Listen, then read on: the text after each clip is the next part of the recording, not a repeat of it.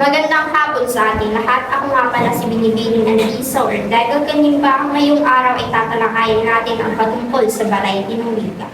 Ang variety ng wika ay tumutukoy sa iba't ibang uri at estilo ng pagsasalita o paggamit ng wika. Ito ay maaaring tumukoy sa mga sumusunod.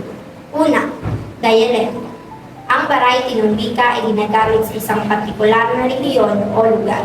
Pangalawa, slang. Ang variety ng wika ay ginagamit ng mga kabataan o isang partikular na grupo ng tao. Pangatlo, jargon.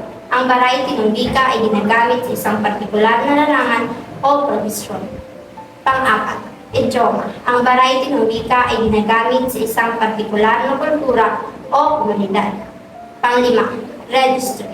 Ang variety ng wika ay ginagamit sa isang partikular na sitwasyon o konteksto.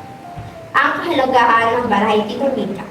Ang variety ng wika ay mahalaga sapagkat ito ay nagpapakita ng pagkakaiba-iba ng mga tao at ng kanilang kultura.